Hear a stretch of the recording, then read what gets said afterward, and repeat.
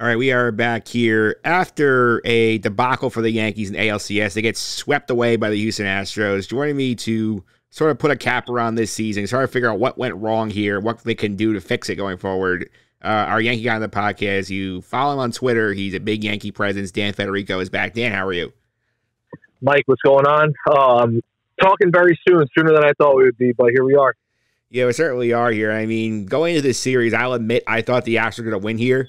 I did not think it was going to be a sweep where they were dominated as much as they were. So, what do you think went wrong just in general for the Yankees here in this series?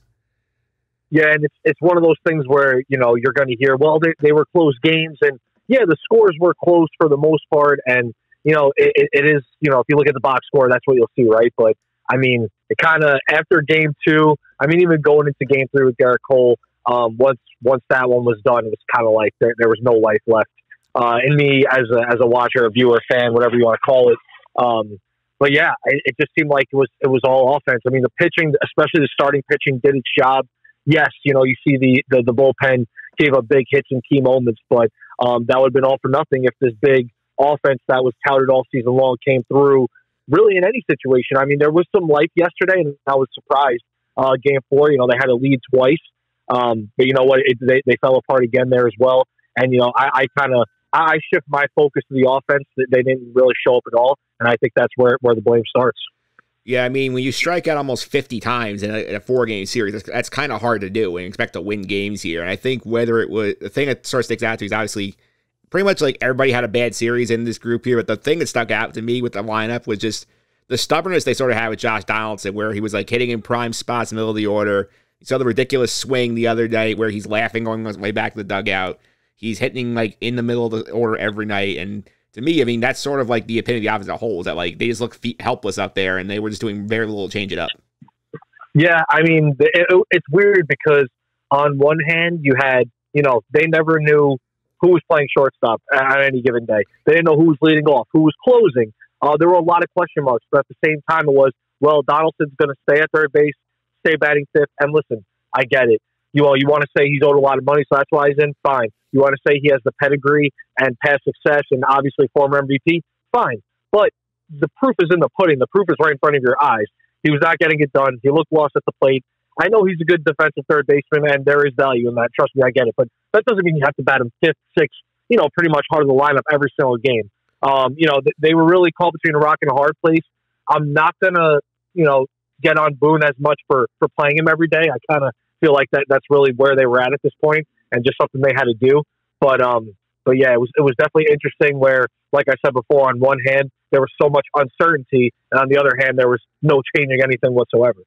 Yeah, I want to talk about the shortstop situation here because we talked prior to the ALCS, and you were saying, "Oh, there's no way they're putting Oswald Peraza on the roster because they're not going to play him." They put him on here. They started in one game. He's riding the bench the other games. IKF starts two. Oswaldo Cabrera starts one here. I feel like that didn't help either because IKF made no sense where he was benched for clinching games in the Cleveland series, and here he is in the big spots in this series. Peraza's here. He's playing well, but not getting much of a shot here. It made no sense how they handled shortstop either.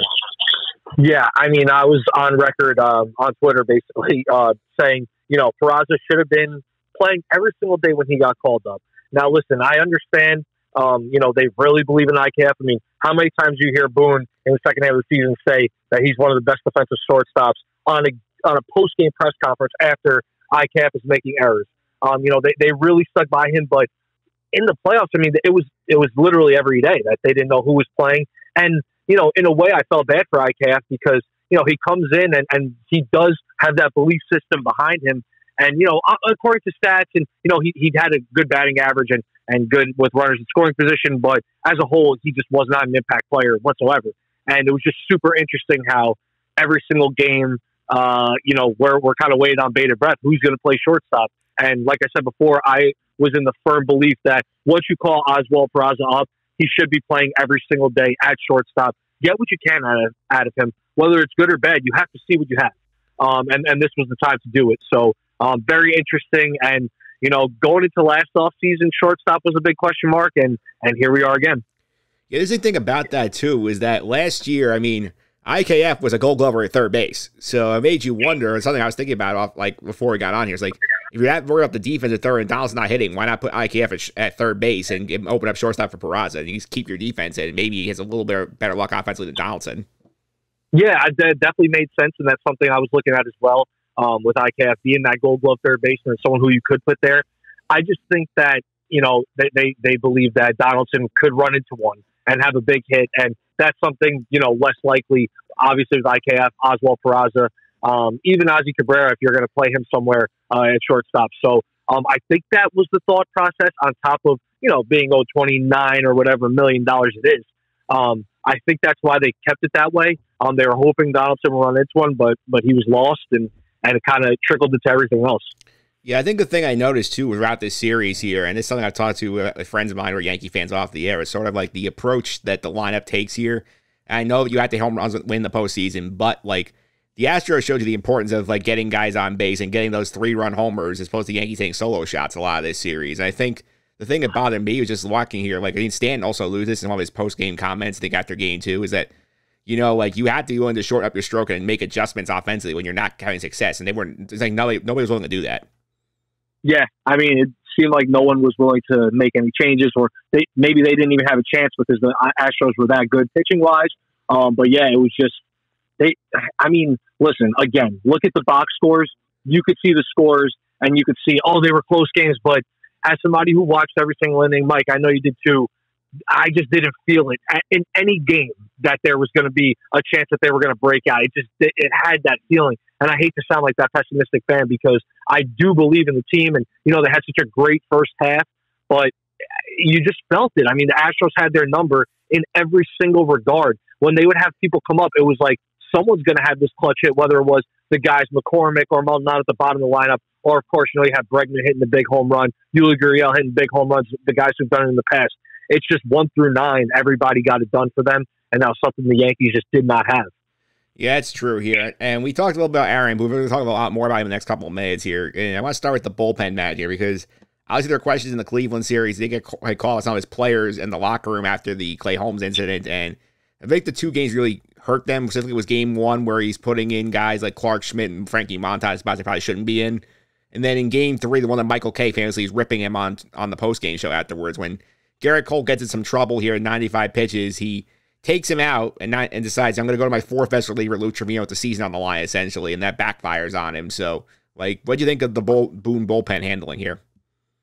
I mean, you pretty much covered all right there. It was just very, very inconsistent. I mean, I think about game 3 and game 4, like you said, Garrett Cole gets pulled at 96 pitches. That's your ace. That's your guy. That's not even factoring in taking him out putting in Lou Trevino instead of Jonathan Loaiza. I think you stay with him no matter what. He's thrown almost 120 pitches in a game this year. He has the wherewithal to do that, and that's why you pay him what he's making. To pitch in those moments and get out of it, you live by him, you die by him. If he gives up the home run, I mean, I'd rather see him give that up than Lou Trevino getting in there and giving up the runs. And then it's weird because on the flip side, yesterday you see Nestor Cortes struggling, and it's very apparent in terms of when you're looking at how fast he's throwing and just how uncomfortable he looks. He wasn't getting the swings and misses that he usually gets, but they decide to stick with him. And I get it. You're going off his words and you understand. And it came out today that he was dealing with this, Nestor Cortes was dealing with this all playoffs, and he obviously had big games as well. So, and I'm not one to say they shouldn't have gone with him, but I say be consistent. If you're going to stick with Cortes, why didn't you stick with Boone? Or if you're going to, if you stick with Cortes, why don't you stick with Cole? And if on the flip side, if you're going to pull Cole in a situation like that, you should be ready to pull Nestor as soon as that happens. And it was bad luck either way for Boone. He was going to look bad regardless, and unfortunately, he made the wrong move twice. Yeah, I mean, this is a very, very bad series for Boone as a whole, not even just for the stuff on the field, but in terms of like the thing that lost me. I said to friends like off the air, I said like they were doomed. I think when they came out of game 2, when they lose the game, when we hear about exit velo and the roof being open is an excuse for losing. I said that's a loser mentality. It's not something I'm used to hearing out of the Yankees. It's become more of a theme than we all like to hear. I mean, this is what it is now. We're gonna in a couple of days we're gonna get the Cashman press conference where, well, we ran into a buzzsaw and we should have been healthy and we didn't have these players who who weren't there, and we didn't get hot at the right time. The excuses are going to keep piling on, and it's going to be sick and tiring for a lot of fans, including myself. I mean, this is something now we've been dealing with since 2018. I mean, when you look back, 2017 was that they shouldn't be here, but they made it, and it was a feel good, and it was like, wow, these guys are ahead of schedule. But 2018 up until 2022, this team was primed to win a World Series. They should have been in it. I mean, that's how all the fans viewed it. That's how they were positioned. That's how they were covered by, a lot of the media. That's just what it was. And time again, they've come up short, one reason or another. And every single time there's another excuse, and we got to get ready for it because Cashman's going to throw it at us. Like I said, whether it's going to be no DJ and Benintendi, or, they just weren't hot at this time. And there's going to be something that we're not going to want to hear, but it's coming. Yeah, that would bother the hell out of me because, I mean, especially the whole, we got lucky. And it's something I killed Spencer Strider for in August when he said after the Mets series, and then we saw it happen to him in the playoffs. He got basically knocked out right away. It's like, for me, it's like, you're here. I don't really care about the exit velocity, the roof being open, or, they got lucky, whatever. It's baseball. You have to make contact, and good things happen. So, that bothered me. So, sort of that taking account of the fact that they just played terribly. No, that's the last thing you want to hear after a crushing loss. Is that, well, maybe if the roof was closed, it would have been out. I mean, no one wants to hear that. I don't want to hear that. And, you also think to this stuff. And again, I saw today that it was that the rumors were wrong, but just unconfirmed exactly what it was. But you hear these stories about, the Yankees showing 2004 highlights of the Red Sox, and David Ortiz is FaceTiming Aaron Boone. Now, listen, I get the Red Sox were the only team to ever do that.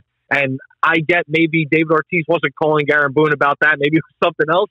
But just the thought of that being publicly spoken about is just like, what happened to the Yankees I grew up with? Now, I'm not trying to be that old fan. I know I'm getting a little older now. But, I got to experience a lot of winning.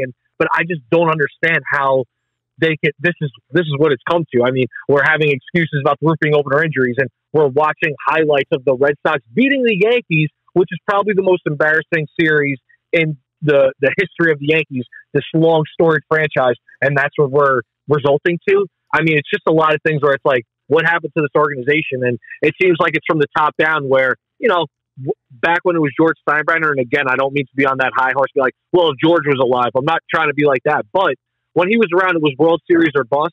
And it seems like the last decade or so, that's not the mindset that the team has. It's, we make the playoffs, we get far, and, things happen, and there were injuries, or we ran into a hot team, and it wasn't necessarily what we did wrong, it's what they did right. And that's just something that I'm not used to, but it seems like it's the norm nowadays. Yeah, I want to put a pin in that for a minute. I want to touch on the Red Sox thing. And when I saw this yesterday's reports that they're sending around highlight videos of the 04 Red Sox, and that I know it's apparently Eduardo Perez facilitated this meeting between Ortiz and Boone over FaceTime, that would bother the hell out of me if I'm a Yankee fan. I know that Michael Kay apparently spoke to some 3 players who were on that 04 team, and they said they were pissed off when they heard about this because, it's not like, the Braves beat the Mets that came from 3-0 down. You watch that and say, look, it can happen to us. This is literally going back, reliving one of your worst moments in your team's history for motivational purposes. I don't know how that sits very well in the front office.